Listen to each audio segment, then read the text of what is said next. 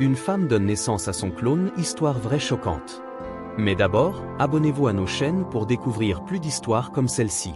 Claire, une femme ordinaire de 34 ans, vivait à Paris et avait toujours rêvé de devenir mère. Comme beaucoup de femmes, elle avait imaginé le moment où elle tiendrait son bébé dans ses bras, ressentant la joie et l'émotion d'une nouvelle vie. Mais ce qu'elle n'aurait jamais pu imaginer, c'est qu'un jour, elle vivrait une histoire qui changerait à jamais la perception du monde sur la biologie humaine. Ce n'était pas un conte de science-fiction, ni une fable à la fois bizarre et improbable. C'était une réalité qui allait secouer l'ensemble de la communauté scientifique et le monde entier.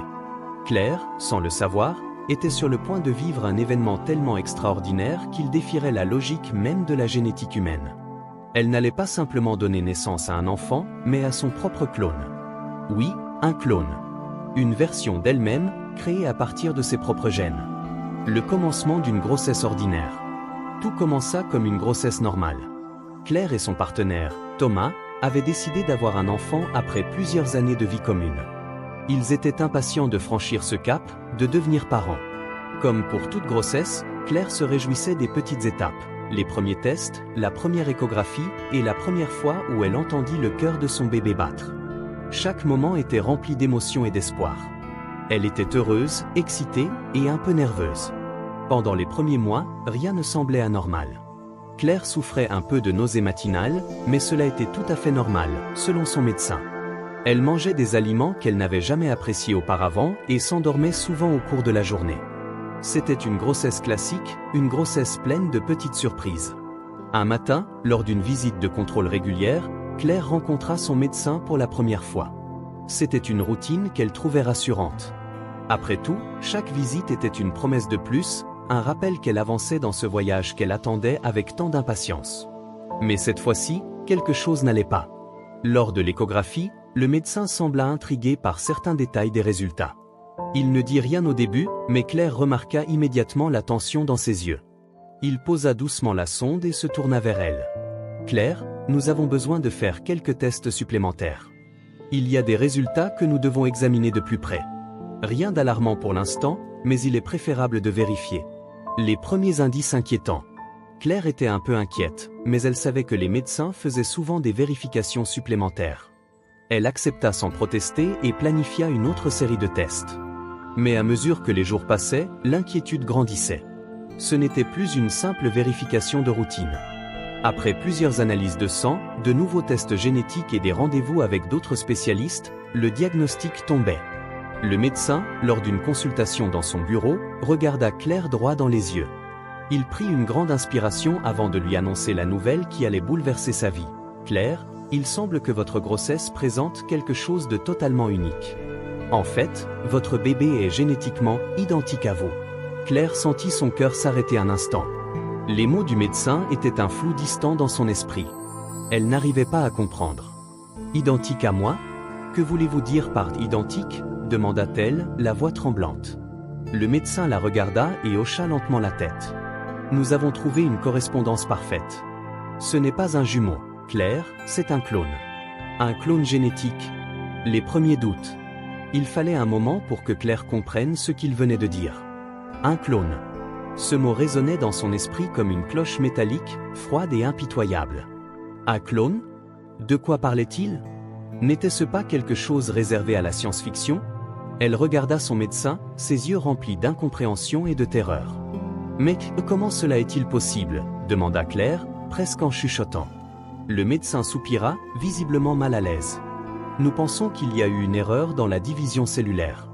En gros, au moment de la conception, il semble qu'un processus similaire à la clonage ait eu lieu, ce qui a conduit à une correspondance exacte entre votre ADN et celui du bébé. Cela ne devrait pas être possible. Il y a des lois contre la création humaine de clones. » Mais cette explication ne suffisit pas à apaiser l'esprit de Claire. Comment son corps avait-il produit un être génétiquement identique à elle ? La science moderne n'avait-elle pas interdit ce genre de manipulation génétique ? Et pourquoi personne ne lui avait parlé de cela plus tôt ? Les premières réactions familiales. Le monde de Claire, jusque-là stable et sécurisé, se déstabilisait rapidement. Elle décida d'en parler à Thomas, mais elle ne savait pas comment lui annoncer une telle nouvelle. Lorsqu'elle lui expliqua ce que le médecin lui avait dit, il resta sans voix pendant un moment. Puis, lentement, Il s'effondra sur le canapé, choqué par la révélation. Un clone? Mais comment est-ce possible? S'écria-t-il. Claire, tu es sûre de ce que tu dis? C'est contre nature. Claire sentit la panique monter en elle. Elle n'avait pas de réponse. Elle aussi était sous le choc, et elle se demandait si elle pouvait faire confiance au médecin qui lui donnait ces informations. Ses pensées s'embrouillaient dans un tourbillon d'incertitude. Comment en parler à sa famille, à ses amis, à la société? Elle décida de contacter des spécialistes en génétique, des chercheurs et des bioéthiciens. Chacun d'entre eux confirma que ce genre de phénomène n'avait jamais été documenté. Mais même avec l'assurance de ces experts, Claire était perdue. Son corps avait créé un être humain parfaitement identique à elle. Et personne ne savait pourquoi. Le dilemme moral et éthique. Alors que la grossesse progressait, la question du clonage devenait un dilemme moral et éthique pour Claire. Était-il moralement acceptable d'avoir un clone humain? Comment pourrait-elle élever un enfant qui serait, en quelque sorte, une version d'elle-même? Que signifierait cela pour l'identité et l'individualité de l'enfant?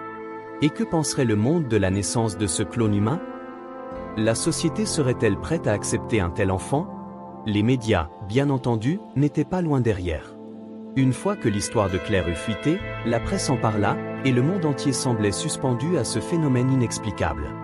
Les journaux à travers le monde ont débattu de la question: un clone humain est-il moral? Certains, comme Claire, se demandaient si cet enfant serait perçu comme une personne à part entière ou comme un produit de la science. D'autres, plus alarmistes, parlaient de manipulations génétiques interdites et de l'immoralité de la chose. L'annonce de Claire fit rapidement le tour des médias. C'était comme une bombe à retardement. Les journaux, les stations de radio, les émissions de télévision, tous semblaient être obsédés par ce phénomène étrange, cet événement qui semblait défier toute logique scientifique et éthique. Claire était devenue une figure controversée, admirée par certains et condamnée par d'autres. Mais l'une des questions les plus importantes restait sans réponse. Cet enfant, qui était génétiquement identique à Claire, était-il encore considéré comme une personne, ou simplement comme une copie d'elle-même? Pour beaucoup, le concept de clonage humain était inacceptable. Bien que le clonage d'animaux ait fait la une de l'actualité à l'époque de Dolly, le mouton cloné, l'idée d'un être humain cloné provoquait un choc plus profond. De nombreux experts en bioéthique s'opposaient fermement à cette idée, soulignant les dangers du clonage humain, qui, selon eux, pouvait remettre en cause la définition même de l'humanité. Claire, quant à elle, se sentait prise au piège. Elle ne savait pas si elle devait être fière de son bébé, ou si elle devait, au contraire, ressentir un malaise par rapport à ce qu'elle avait porté en elle. C'était un dilemme auquel aucune mère ne devrait être confrontée. Aimeriez-vous un enfant qui vous ressemble, mais qui pourrait ne pas être vu par la société comme un individu à part entière? Un jour, alors qu'elle se promenait dans un parc, Claire croisa une vieille amie d'enfance, Sophie, qui la regarda, stupéfaite. « Claire, je n'arrive pas à croire ce que j'entends à propos de toi. Un clone, un vrai clone? Comment ça a pu arriver ?» Sophie n'était pas la seule à poser cette question, bien sûr. Claire l'entendait partout. Elle en parlait à son médecin, elle en parlait à ses proches, mais rien ne semblait vraiment clarifier la situation. Le premier pas vers la naissance. À mesure que la grossesse avançait, Claire dut également faire face aux aspects pratiques. Le dilemme moral était lourd, mais il y avait aussi des préoccupations quotidiennes. Comment allait-elle élever un enfant dans ce contexte aussi unique? Ses proches étaient inquiets pour elle, mais personne ne savait vraiment quoi dire. L'idée que Claire ait donné naissance à une copie d'elle-même laissait certains perplexes, tandis que d'autres se montraient plus compréhensifs, mais tous restaient dans l'expectative. « Peu importe ce que le monde pense, lui dit un jour sa mère en posant une main douce sur son épaule. Ce qui est important, c'est l'amour que tu portes à cet enfant. Peu importe si c'est un clone ou non. Elle est ta fille. » Ces paroles réconfortantes aidèrent Claire à apaiser ses angoisses. Mais alors que le jour de l'accouchement approchait, elle commença à se demander si sa vie allait vraiment être la même une fois qu'elle tiendrait ce bébé dans ses bras. Le jour de l'accouchement. Le jour tant attendu arriva finalement. Claire se retrouva dans la salle d'accouchement, entourée de médecins et de sages-femmes, avec Thomas à ses côtés. C'était un moment intense, où l'adrénaline se mêlait à l'angoisse. Claire savait que cet accouchement serait différent, mais elle ne s'attendait pas à l'intensité des émotions qui allaient surgir. Les heures passèrent dans une sorte de flou. Claire était épuisée mais déterminée. La douleur de l'accouchement était supportable, mais la pression de ce qui allait se produire était accablante. Elle se demandait comment elle allait réagir à la naissance de ce bébé qui serait, d'une certaine manière, elle-même. « Je suis là avec toi, Claire, » murmura Thomas, tenant fermement sa main. On va tout traverser ensemble. Claire acquiesça d'un signe de tête. Peu importe les circonstances, ce serait son bébé, et elle ferait tout pour lui donner le meilleur départ possible dans la vie. Finalement, après plusieurs heures de travail, le cri perça le silence de la salle d'accouchement. C'était un cri fort, le cri d'un bébé en pleine santé. Claire se sentit submergée d'émotion lorsqu'on lui tendit son enfant. Lorsqu'elle regarda ce visage, un visage si similaire au sien, elle sentit une vague de sentiments contradictoires. Le premier regard, une réalité difficile à accepter. La petite fille avait des yeux bleus brillants, les mêmes que ceux de Claire. Son visage, son teint, sa forme de visage étaient identiques. C'était comme regarder un miroir, un reflet de soi-même, mais dans une version miniature. Claire posa délicatement ses mains sur la petite tête de l'enfant et ressentit immédiatement une connexion profonde. Mais il y avait aussi une inquiétude persistante qui s'empara d'elle. Est-ce qu'elle avait fait le bon choix? Était-ce bien ce qu'elle avait toujours voulu? Ne s'agissait-il pas d'une dérive scientifique? Cette petite fille serait-elle acceptée par le monde comme étant unique, ou serait-elle vue simplement comme un produit génétique? La sage-femme, qui avait observé le silence lourd qui régnait dans la pièce, sourit doucement et dit « C'est une merveilleuse chose, Claire. Peu importe d'où elle vient, ce qui compte, c'est que c'est votre enfant. » Ces mots apaisèrent un peu Claire, mais elle savait que le voyage qui l'attendait ne ferait que commencer. Sa fille, bien que génétiquement identique à elle, serait-elle capable de mener une vie normale? Et qu'adviendrait-il d'elle lorsqu'elle serait plus grande? Le regard du monde sur un clone. Quelques jours après la naissance de sa fille, Claire reçut une visite inopinée. Les médias étaient arrivés à l'hôpital. Un journaliste l'interviewa dans sa chambre, posant des questions gênantes sur la naissance de son clone et les implications de cet événement pour la société. Est-ce que vous croyez que votre fille aura une vie normale, étant donné qu'elle est, en quelque sorte, une copie de vous-même? Demanda le journaliste avec un ton légèrement provocateur. Claire se sentit piégée par la question, mais elle répondit avec calme. Elle est mon enfant, pas ma copie. Elle aura une vie unique, remplie d'amour et d'opportunités. Ce que le monde en pense, ça ne la définira pas. Mais la question restait présente dans l'esprit de Claire. Elle savait que le regard du monde serait un fardeau pour sa fille. L'idéologie de l'unicité humaine, qui valorise l'individualité et l'expression personnelle, allait être remise en question par l'existence même de ce clone humain. Claire pouvait-elle réellement protéger sa fille de cette pression sociale? Les premiers mois après la naissance de la petite fille de Claire furent un tourbillon d'émotions contradictoires. D'un côté, il y avait la joie pure de la maternité, ces moments silencieux où elle tenait sa fille contre elle, où elle l'admirait, la berçait et la voyait grandir à un rythme étonnant. D'un autre côté, il y avait une inquiétude constante, un poids de plus en plus lourd à porter, celle d'être observée, jugée et questionnée par un monde extérieur. Les médias, bien que plus discrets à mesure que les semaines passaient, étaient toujours à l'affût de tout signe d'anomalie, de toute déclaration sensationnaliste qui pourrait relancer l'histoire. Claire et Thomas, plus que jamais, se retrouvaient à jongler entre leur vie privée et les pressions extérieures.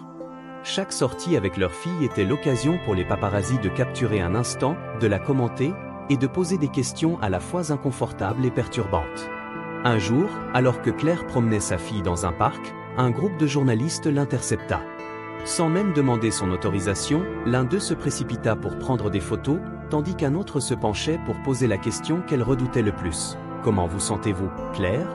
Un mois après la naissance de votre clone? Votre bébé a-t-il déjà montré des signes d'individualité ?»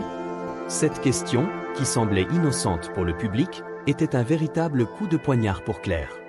Elle se sentait impuissante, comme si sa vie était devenue un spectacle pour les autres, un objet d'observation plutôt qu'une réalité intime et précieuse. Elle répondit d'une voix calme, mais ferme. Elle est un être humain, comme tous les autres enfants. Elle est unique, tout comme n'importe quel autre enfant, elle va grandir et découvrir qui elle est. Mais à l'intérieur, Claire se sentait brisée. Elle n'avait pas seulement à élever une petite fille, elle devait aussi lui offrir un espace pour se développer dans un monde qui pourrait la voir comme une anomalie. Ce n'était pas ce qu'elle avait imaginé en devenant mère. Elle voulait que sa fille ait une vie pleine de joie, d'amour et d'opportunités, pas qu'elle soit perçue à travers le prisme du jugement social. Les doutes de Thomas. Si Claire luttait contre la pression externe, Thomas, lui, faisait face à des doutes plus intérieurs. Au début, il avait soutenu sa compagne, convaincu que l'amour suffirait à faire face à ce défi. Mais, peu à peu, l'idée qu'il élevait un enfant qui n'était pas seulement une version de lui-même, mais une copie de Claire, le perturbait. Chaque sourire de leur fille, Chaque mouvement qu'elle faisait semblait à la fois magique et étrange. Elle ressemblait tellement à Claire qu'il se demandait parfois si elle allait trouver sa propre personnalité, ou si elle vivrait sa vie comme un reflet de sa mère. Thomas se tourna vers Claire un soir, alors qu'ils étaient tous les deux dans le salon, un silence lourd flottant autour d'eux. Il regarda leur fille, endormie dans son berceau, et dit doucement, « Est-ce que tu penses qu'elle pourra trouver sa propre voie ?» Claire soupira et se leva pour regarder sa fille. « Elle est unique, Thomas. Peu importe à quel point elle nous ressemble, elle sera elle-même.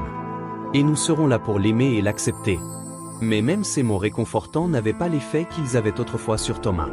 Il continuait à se demander s'il y avait des dangers invisibles dans la vie de leur fille. Et si l'étiquette de clone l'assignait à une existence marquée par l'isolement, l'incompréhension et la confusion? Les défis juridiques et éthiques. En parallèle, Claire et Thomas devaient faire face à des implications juridiques inattendues. Le clonage humain, bien qu'il soit un phénomène génétique naturel dans leur cas, n'était toujours pas autorisé dans de nombreux pays. Des experts en droit et des législateurs commencèrent à débattre de la situation de Claire, certains voyant l'opportunité de créer une nouvelle législation pour réguler les naissances de clones humains. Qu'est-ce que ça veut dire pour l'avenir, Claire?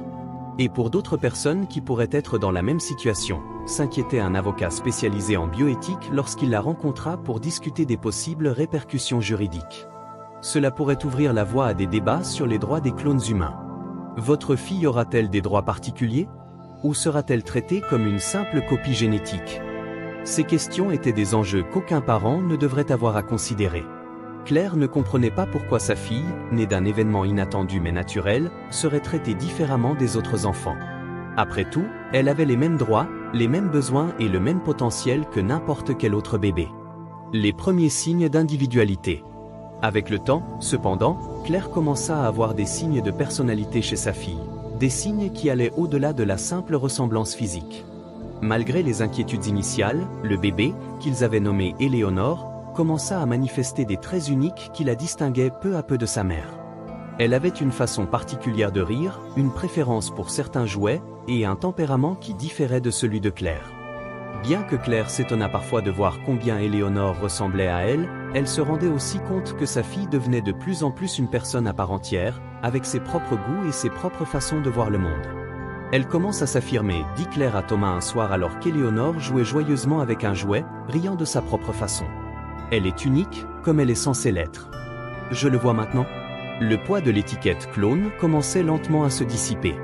Claire se rendait compte que la question n'était pas de savoir si Éléonore était une copie d'elle, mais si elle était, avant tout, une personne. L'acceptation et le futur. À mesure que les mois passaient, Claire et Thomas commencèrent à accepter leur réalité d'une manière plus sereine. Ils savaient que le chemin ne serait pas facile.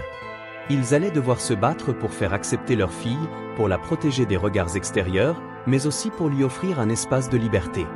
Une liberté qui n'était pas dictée par la génétique, mais par l'amour et l'acceptation. La question de l'éthique du clonage humain, de la nature et des droits de l'enfant cloné, resterait sans doute un sujet de débat pour de nombreuses années. Mais pour Claire, il devenait de plus en plus clair qu'en tant que parent, leur rôle n'était pas de définir ce que leur fille devrait être, mais de l'aider à devenir ce qu'elle voulait devenir. Peu importe d'où elle venait, elle était une personne à part entière. Conclusion, un avenir à redéfinir. L'histoire de Claire et de sa fille Éléonore n'était pas une histoire ordinaire. Ce n'était pas simplement celle d'une femme qui avait donné naissance à un enfant. C'était l'histoire d'un défi scientifique et moral, d'un parent cherchant à comprendre sa place dans un monde qui semblait réécrire les règles de la biologie humaine. Mais au fond, Claire savait que le plus important n'était pas la façon dont le monde la regardait, ni même ce que les gens pensaient de l'origine de sa fille. Ce qui comptait, c'était l'amour, la patience et la protection qu'elle offrirait à sa fille. Et dans cette réalité nouvelle, Claire se rendait compte qu'elle ne voulait pas de réponse simple à des questions complexes. Elle voulait simplement voir sa fille grandir, s'épanouir et vivre pleinement sa propre vie. Alors qu'Éléonore grandissait, il devenait de plus en plus évident que, bien que génétiquement identique à Claire, elle n'était pas simplement une copie. L'émergence de ses propres traits de caractère était fascinante pour Claire et Thomas. À mesure qu'elle apprenait à marcher, à parler et à interagir avec le monde qui l'entourait, il devenait clair qu'Éléonore était bien plus qu'une réplique. Les premières années d'un enfant sont cruciales pour la formation de sa personnalité, et pour Éléonore, ces années furent marquées par l'attention constante que Claire et Thomas lui accordaient. Il voulait lui offrir tout ce qu'un enfant mérite, une enfance saine et épanouie, loin des questions sur son origine. Mais chaque étape de sa croissance semblait remettre en question les perceptions du monde extérieur. Chaque moment où Éléonore interagissait avec d'autres enfants ou participait à des activités sociales attirait l'attention. Bien que ses traits soient familiers, sa personnalité distincte commençait à se dessiner. Un jour, alors qu'Éléonore jouait dans le jardin avec un groupe d'enfants, Claire remarqua une scène qui résumait toute l'évolution de la petite fille. Éléonore, riante et pleine d'énergie, guidait ses amis dans un jeu inventé. Elle avait une imagination débordante et une capacité à diriger les autres qui surprenait toujours Claire. Elle n'était pas juste une copie d'elle-même, elle était une personne indépendante, qui faisait des choix et menait les autres avec une assurance inattendue pour son âge. « Elle est incroyable », dit Thomas en observant la scène depuis la porte. « Je suis si fier d'elle. Tu sais, au début, je me demandais si elle allait vraiment devenir une personne à part entière, mais je vois maintenant qu'elle est plus que cela. » Claire hocha la tête en souriant. « Oui, je vois aussi. Mais il y a toujours cette idée qui reste dans ma tête, tu sais ? La peur qu'un jour elle se rende compte de la façon dont les gens l'aperçoivent. » Thomas la prit dans ses bras. « Elle saura que tu l'aimes, Claire. Et elle saura que peu importe ce que les gens disent ou pensent, elle est unique. Ce n'est pas sa génétique qui la définit, mais ce qu'elle fait de sa vie. » Les premiers doutes d'Éléonore. À mesure qu'Éléonore vieillissait, les questions qu'elle commença à poser inquiétèrent encore plus ses parents. Claire et Thomas savaient qu'un jour leur fille aurait des interrogations sur sa naissance. La société qui l'entourait n'avait pas cessé de commenter, de spéculer, de débattre. Et même si Éléonore semblait, au début, totalement insensible aux opinions des autres, il y avait des moments où des doutes semblaient émerger dans son esprit. Ces petites remarques anodines que les gens faisaient à son sujet, parfois de façon bienveillante, parfois de manière maladroite, finissaient par semer des graines de confusion. Un après-midi, alors qu'Éléonore était en train de faire ses devoirs, elle posa une question qui fit frissonner Claire. « Maman, pourquoi est-ce que les gens disent que je suis une copie de toi ?» Claire se figea un instant. Elle n'avait pas anticipé ce moment, mais elle savait que ce jour finirait par arriver. Elle prit une profonde inspiration et se tourna vers sa fille. « Ce sont des gens qui ne comprennent pas toujours, dit-elle doucement. Mais tu n'es pas une copie, Éléonore. Tu es une personne à part entière. Et je t'aime plus que tout au monde. » Mais Éléonore n'était pas convaincue. « Pourquoi alors est-ce que tout le monde dit ça ? Pourquoi est-ce qu'ils me regardent comme si j'étais différente ?» Claire se sentit brisée en cet instant. Elle savait que ces questions étaient inévitables, mais cela ne rendait pas la douleur moins vive. Comment expliquer à une enfant, avec ses yeux innocents, que le monde ne la verrait jamais comme il la voyait? Comment lui expliquer que, malgré tout l'amour qu'elle lui portait, la société aurait toujours des attentes différentes d'elle? L'impact sur Éléonore, les années d'école. Lorsqu'Éléonore entra à l'école primaire, les choses commencèrent à devenir encore plus complexes. Bien que ses camarades de classe l'acceptaient dans un premier temps, l'arrivée des premières différences entre les enfants et l'apparition des stéréotypes liés à son origine biologique commençait à affecter sa vie sociale. Un jour, un enfant de sa classe, après l'avoir observé avec curiosité, lui lança un commentaire blessant. « T'es pas vraiment toi, t'es juste une copie de ta mère. » Éléonore se sentit déstabilisée. Elle n'avait jamais entendu un tel jugement de la part d'un enfant de son âge, et cela l'a profondément marquée. Lorsqu'elle rentra chez elle ce jour-là, elle se réfugia dans sa chambre, refusant de parler à ses parents. Claire et Thomas étaient inquiets, mais ils savaient qu'Éléonore avait besoin de temps pour comprendre cette situation. Ils savaient qu'ils devaient la soutenir, mais aussi lui offrir des outils pour se défendre et se sentir forte face à ses jugements. Le lendemain, Claire prit le temps d'avoir une conversation sérieuse avec sa fille. « Éléonore, tu sais que tu es une personne incroyable, n'est-ce pas? Peu importe ce que les autres disent. Ce qui compte, c'est que tu sois fière de qui tu es et de ce que tu veux devenir. » Éléonore leva les yeux vers sa mère. « Mais maman, je ne suis pas vraiment moi, tu ne trouves pas ?» Claire sentit une lourdeur dans son cœur. « Tu es toi, Éléonore. Ne laisse jamais quelqu'un te dire le contraire. Tu es un être unique. Ce que les autres pensent de toi, ça ne te définit pas. » Le soutien de Thomas et Claire. Les mois qui suivirent cette conversation furent un tournant pour Éléonore. En dépit des difficultés, elle commença à se défendre davantage, à comprendre que son identité ne dépendait pas de ce que les autres pensaient. Ses parents la soutenaient à chaque étape, l'aidant à développer sa confiance en elle. Elle commença à exceller dans certains domaines à l'école, à se faire des amis et à prendre des initiatives. Au fur et à mesure qu'elle devenait plus grande, Éléonore comprenait que son parcours serait sans doute plus complexe que celui des autres enfants. Mais elle commençait à se rendre compte que sa véritable force venait de l'intérieur de sa capacité à se définir elle-même, et non à se laisser définir par les autres. Claire et Thomas, bien que constamment confrontés aux défis de l'extérieur, étaient fiers de la manière dont leur fille grandissait. Ils savaient que le monde continuerait à poser des questions et à porter des jugements, mais ils avaient confiance en la capacité d'Éléonore à répondre avec fierté et indépendance. L'incompréhension de la société et l'affirmation d'Éléonore. Les années passèrent, et même si la société ne cessait de débattre du clonage humain, une chose devenait évidente. Éléonore n'était pas un phénomène scientifique, elle était une personne, avec ses propres rêves, ses propres désirs, et un avenir qu'elle choisirait de façon indépendante. Ses parents avaient fait tout ce qu'ils pouvaient pour lui offrir un environnement sûr et aimant, mais elle devait maintenant prendre sa place dans le monde, confrontée à des questions et à des défis auxquels peu d'autres enfants auraient eu à faire face. Un jour, alors qu'elle donnait une conférence à l'université, à l'âge de 18 ans, Éléonore adressa le public avec une assurance rare pour son âge. « Je ne suis pas un clone. Je suis une personne, avec une histoire, une famille, des rêves. Et, avant tout, je suis un être humain. » Conclusion, une nouvelle ère de compréhension. La vérité derrière l'histoire de Claire et d'Éléonore était celle de la quête humaine pour comprendre l'identité, l'individualité, et ce que cela signifie être humain. Leur voyage n'était pas seulement celui d'une mère et de sa fille, mais celui de la société elle-même, qui devait réévaluer ses propres préjugés et perceptions. Éléonore n'était pas un clone. Elle était une personne, avec sa propre personnalité, ses propres défis et ses propres triomphes. Claire et Thomas avaient créé un espace où leur fille pouvait grandir et devenir la personne qu'elle était destinée à être. Mais plus que tout, ils avaient appris à travers ce parcours que l'amour inconditionnel et l'acceptation de l'individualité étaient les clés pour comprendre ce que cela signifiait être vraiment humain. Au fur et à mesure que les années passaient, Éléonore atteignait l'adolescence, une étape charnière dans la vie de tout individu. Mais pour elle, l'adolescence apporta des défis supplémentaires. Si ces premières années avaient été marquées par des regards curieux et des questions inconfortables, l'adolescence les fit passer à un autre niveau. Les enfants devenaient de plus en plus conscients des différences, et il était devenu impossible pour Éléonore de s'échapper des débats qui tournaient autour de sa naissance et de ses origines. Au collège, elle fut confrontée à des attitudes encore plus complexes. De nombreux camarades de classe l'admiraient, la considéraient comme quelqu'un de spécial, mais certains commencèrent aussi à la percevoir comme anormale. Ses origines scientifiques étaient un sujet constant, et l'adolescente n'avait d'autre choix que de se confronter à cela.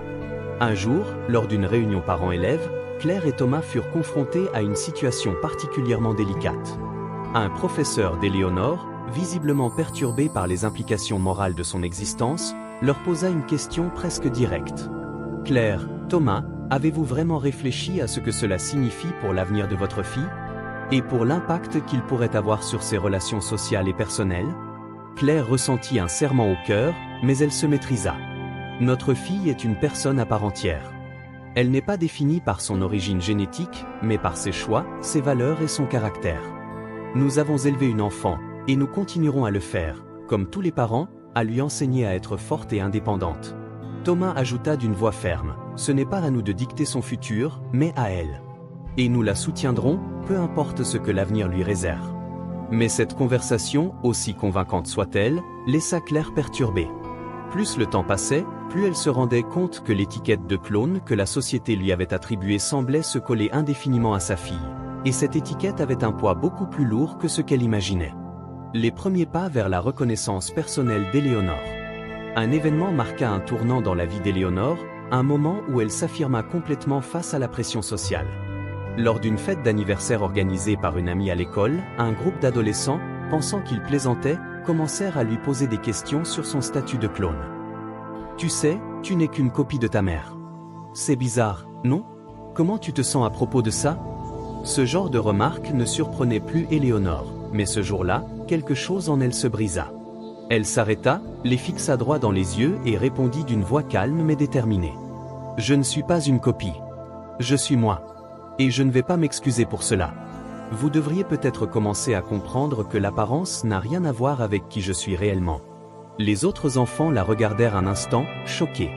Ils n'étaient pas habitués à entendre une réponse aussi assurée, aussi tranchante. Ils avaient cru qu'en posant cette question, ils la mettraient mal à l'aise, mais ce fut l'inverse.